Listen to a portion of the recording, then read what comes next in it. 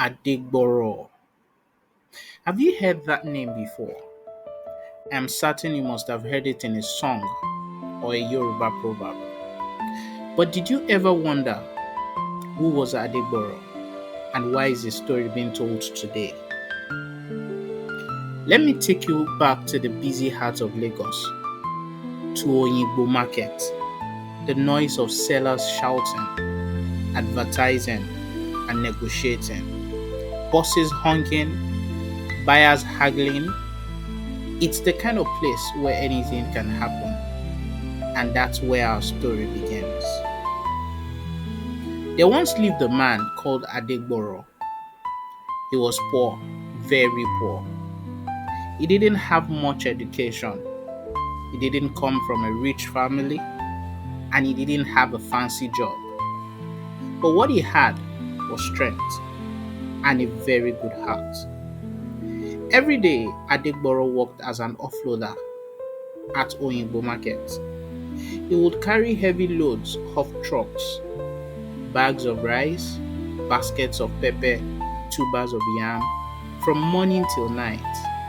His body was strong, but his pockets were always empty. People in the market liked him. He was polite, he didn't steal, and he helped others when he could. But when he went home each night, all he had was gari and maybe groundnut soup. God, when will my own time come? Adegboro would ask the sky. One ordinary day, a strange truck came into the market. It wasn't like the others.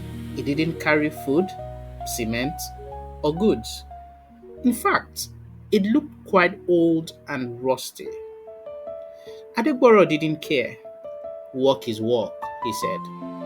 He ran to the truck to see if they needed help offloading. An old man stepped down from the front seat. His clothes were not fancy, but his eyes were sharp. He looked at Adegboro and smiled. "Young man," the old man said, "will you help me carry some boxes?" Adegboro nodded. "That's what I do, Baba." "How many boxes?"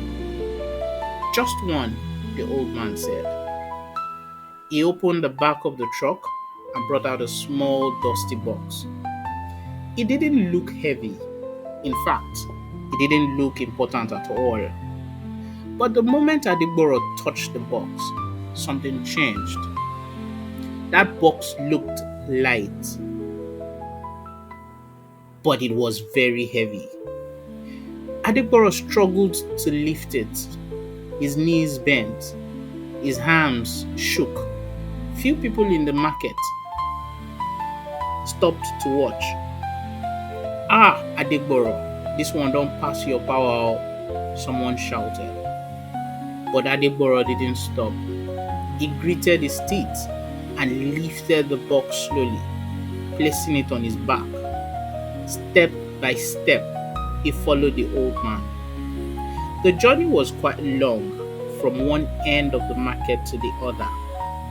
They reached the corner of the market, and the old man pointed. "Drop it here," he said. Adegboro dropped the box with a loud thud. "Whew, Baba, what did you put inside that thing? Stone?" The old man laughed. "You carried it well, and because you did not complain, today your life will change." Adegboro wasn't sure what he meant. "What do you mean, sir?" The old man handed him a folded paper. "Take this and go to the address written here.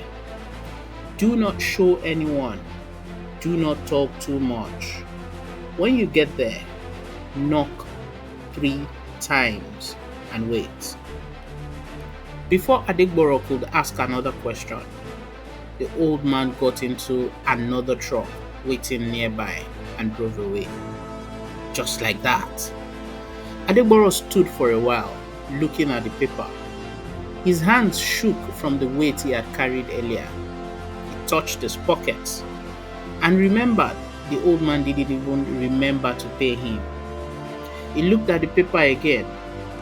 Perhaps he would be offered a job there.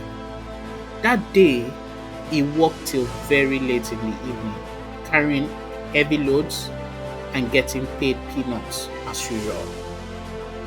Skeptical, but he followed the instructions nonetheless. The following morning, he took a bus. Then he walked the rest of the journey. Finally, he stood before a small brown house at the edge of the town. It didn't look special. He knocked 1, 2, 3 times. The door opened slowly. A woman stood there. She was old, with white hair and sharp eyes, just like the old man he saw yesterday. "You must be Adegboro," she said. He nodded. "Come in," she replied. Inside the house, the air smelled of herbs and smoke. Candles flickered on the walls, and the middle of the room had a table. On it lay the same box he had carried the day before. Reading his mind, the woman smiled. "Sit down, Adegboro. You must have been favored." She opened the box. Inside were gold coins, jewels, money, and a small black stone that glowed softly. "This is your reward. I was asked to give this to you," she said. "My reward?" Adegboro gasped. "Yes, you were tested. That box was enchanted. Only a man with a clean heart and a strong spirit could carry it. You passed." Adegboro's eyes widened. "So this is real." "Very real," the woman said. "But remember, wealth is not for showing off. It is for lifting others up." He nodded, still shocked. From that day, Adegboro's life changed. He left the market. He bought a small house, started a transport business. He helped the old women in his streets. He gave scholarships to children who couldn't pay school fees. People in the market whispered, Adegboro don't blow." But he never forgot where he came from. He still walked to Oyingbo sometimes, buying akara from the roadside and greeting his old friends. He didn't wear gold chains. He didn't drive loud cars. He remained simple, just richer. In his pockets and in his heart, he knew that he was comfortable. Soon, his story became famous. He built houses around, expanded his business, and he was known as the wealthy and simple man of Ojaoba. Dear friends, what can we learn from Adegboro still? Kindness pays, even when nobody is watching. Keep doing good. Don't judge by appearance. The small box brought the big blessing. Wealth is a tool. Use it to build others, not just to show off. Adegboro may be a legend, but his lesson is real.